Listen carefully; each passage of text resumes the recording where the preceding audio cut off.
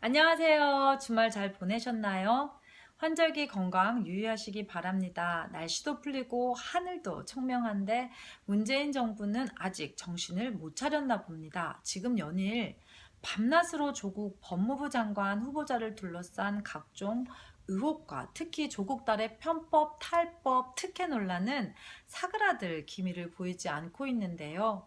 한술 더 떠서 조국 후보 본인은 아직도 본인의 잘못을 인정하지 않을 뿐더러 자진 사퇴를 하지도 않고 청문회에서 밝히겠다고만 하면서 버티고 있습니다.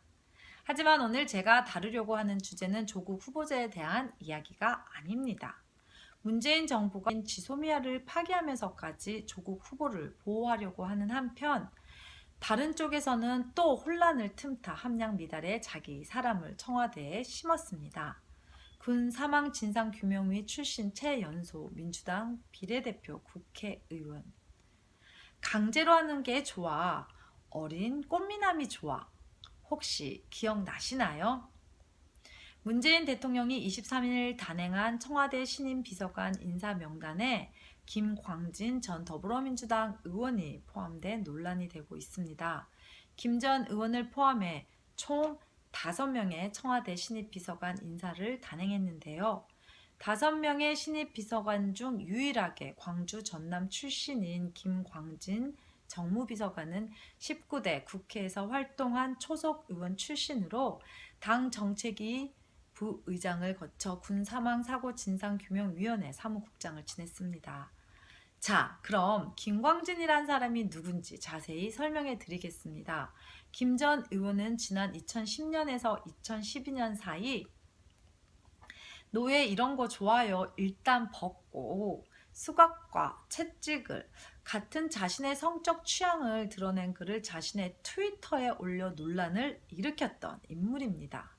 김 전 의원은 2010년 다음에 술 먹을 때 채찍과 수갑 꼭 챙겨오길 간호사 옷하고 교복도라는 글을 시작으로 수갑은 곰식 땡 채우고 채찍은 제가 쓸게요. 일단 채찍, 수갑, 개목걸이, 양초 준비해 주시고 비디오 카메라도 있어야 할 듯. 뭐 복장은 걱정 마셈. 5일간 안 입어도 되니. 땡땡쌤 운동 좀 했죠?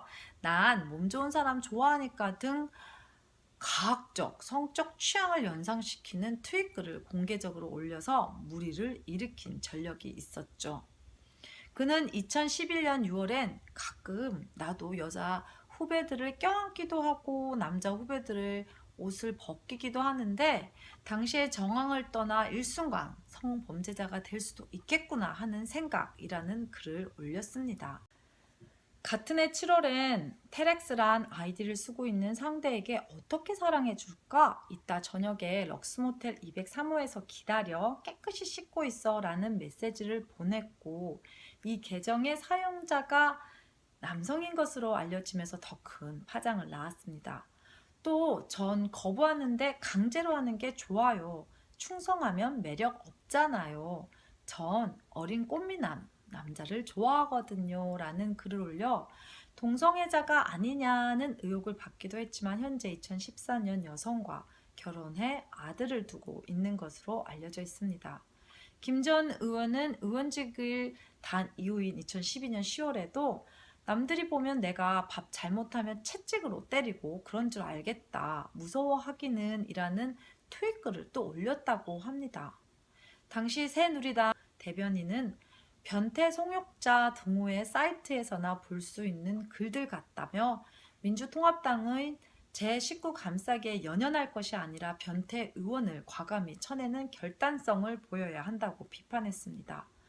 논란이 커지자 김 전 의원은 18대 대선 문재인 후보 선대위 보직에서 사퇴했습니다. 또한 김광진 전 의원은 의원 재직 당시 군대 내 학문 성교 금지 및 트랜스젠더 군 면제 기준 조항에 대한 법안을 추진한 장본인입니다. 정체성이 좀 더 여기서 확실해지는 부분인데요. 자세한 내용 알아보겠습니다. 대한민국 군형법 92조의 군형법상 추행죄, 군 동성애 처벌 조항을 삭제하려는 법안을 추진 중이었습니다.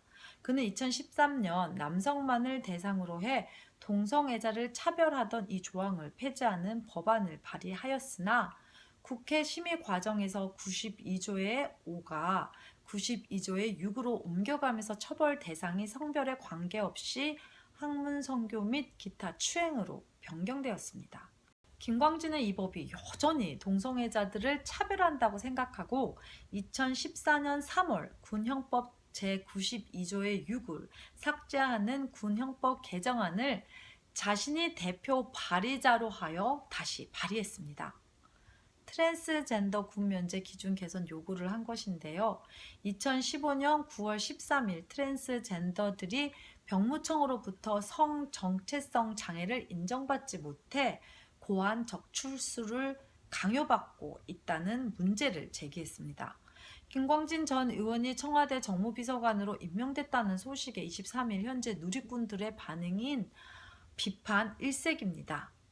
그 중에서도 김광진 과거 행전 조국도 울고 갈 텐데 김광진이는 철없는 아이처럼 얘기하는 버릇없는 사람인데 김광진 이런 자가 청와대 크크크 김광진 이 나라꼴 진짜 김광진 교복 채찍 수갑은 들고 가나 청와대가 탁현민과 더불어 변태 집합소네 같은 조서 어린 댓글들이 눈에 띕니다. 김 전 의원은 2012년 연합뉴스에 제 표현으로 힘들어하시는 분들이 계시다면 그분들에게 정중하게 사과드리겠다고 전에 말씀드렸다라고 사과의 뜻을 밝힌 바 있습니다. 사과도 참 쉽게 합니다. 그리고 페이스북을 통해 비서관 임명에 대한 소회를 밝혔습니다. 그는 문재인 정부가 성공을 거두는 것이 현재 가장 중요한 과업이라는 결론을 냈습니다. 저의 부족한 부분은 함께 채워주시리라 믿습니다. 라며 언제나처럼 빠르게 성장하는 것보다 바르게 성장하는 게 더 소중하다고 믿습니다. 라고 말했다고 합니다. 참 어이가 없고 역겹네요. 바르게 성장하는 것이 소중하다. 뭐죠?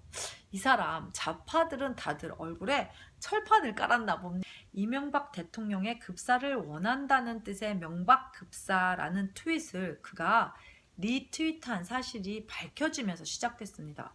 그리고 6월 25일 전쟁 영웅인 백선엽 장군을 민족 반역자라 매도해 보수 세력으로부터 거센 반발을 샀습니다. 노인 봉사단체인 어버이연합에 나이를 처먹었으면 곱게 처먹어 개쓰레기 같은 것들이라고 막말을 한 사실도 밝혀졌습니다. 또한 2015년 8월에 국방부가 목함지뢰 사건을 북한 소행으로 의심하고 조사하던 중에 트위터에 어떻게 우리 측 수색로에 북측 지뢰가 매설될 수 있었는지 경계가 완전히 뚫렸다라는 글을 올려 기밀 유출 논란에 휘말리기도 했습니다. 김광진 전 의원은 이에 대해서 공인의 신분에서 했다면 경솔할 수 있고 온당한 발언은 아니라고 생각한다 하면서도 트위터라는 공간에는 본적으로 해악과 풍자가 있기 때문에 일정 정도의 가벼운 농담 수준이라고 받아들일 수 있을 것이라고 생각한다고 주장해 더 큰 공분을 사기도 했습니다. 뭐가 가벼운 농담 수준이고 무엇이 해악과 풍자인지 잘 모르겠습니다. 또한 김광진 전 의원을 보면 연상되는 인물이 한 명 더 있습니다. 저서의 여성 비하 표현을 기재한 것으로 알려져 물의를 일으킨 탁현민 청와대 행정관입니다. 탁현민 행정관과 김광진 전 의원은 문재인 대통령의 대선 캠프에서 활동한 측근들이죠. 탁현민 행정관은 지난 2007년 출간한 남자마음 설명서 내용이 알려지면서 구설수에 올랐습니다. 해당 저서에는 여성을 유형별로 콘돔을 싫어하는 여자, 몸을 기억하게 만드는 여자, 바나나를 먹는 여자 등으로 분류하는 내용을 담고 있는데요. 또 콘돔의 사용은 섹스에 대한 진정성을 의심하게 만들기 충분하다. 열정적이고 화끈한 분위기를 깨고 싶지 않다면 사고의 위험을 감수하고라도 그냥 하는 수밖에. 등과 가슴에 차이가 없는 여자가 탱크탑을 입는 것은 남자 입장에서 테러를 당하는 기분. 이왕 입은 짧은 옷 안엔 뭔가 받쳐 입지 마라. 대중교통 막차 시간 맞추는 여자는 구질구질해 보인다 등의 참 인간으로 어떻게 저런 말을 책에 내나 할 정도의 내용을 담고 있습니다. 과거 저서 내용이 알려지면서 논란이 되자 탁 행정관은 자신의 페이스북에 현재 저의 가치관은 달라졌지만 당시에 그릇된 사고와 언행을 반성하고 사과드린다고 했지만 결국 그대로 청와대 행정관 자리를 보존하고 있습니다. 지난달 이들 좌파 세력은 자한당의 전신인 한나라당 시절 여러 가지 성추행, 성희롱 문제로 성나라당이니 생나라당이니 하면서 무차별 공격을 가했던 것을 기억할 것입니다. 2006년에 2월 술자리 성추행 파문을 일으킨 한나라당 최연희 의원.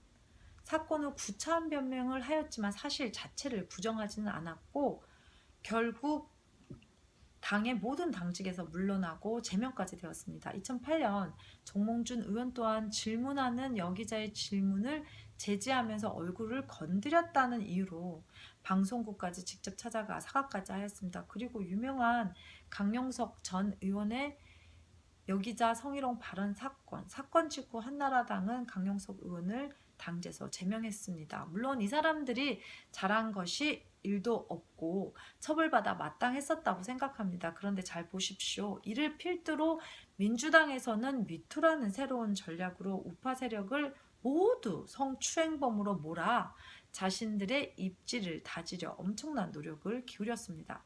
정치, 사회계 할 것 없이 앞서 말씀드린 우파 정치인들의 사건들을 곱씹으면서 입에 거품을 물었죠. 하지만 결론은 문재인 트위터 근친 상간 야동 사건, 고은시은 성추행, 안희정 전 충남지사 비서 성폭행, 최동욱 검찰총장 간통 사건, 이윤택 연출가 성추행, 김광진 트위터 변태 성욕 발언, 탁현민 행정관 여성비하 저서 출판, 김성준 SBS 전 앵커 지하철 몰카.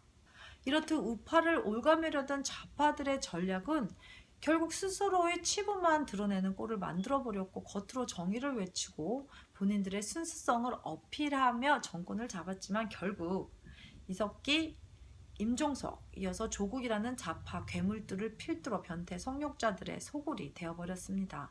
조금 더 보충 설명하자면 이러한 좌파들의 변태적 형태들의 패미들이 모습을 보이지 않는다는 것인데요.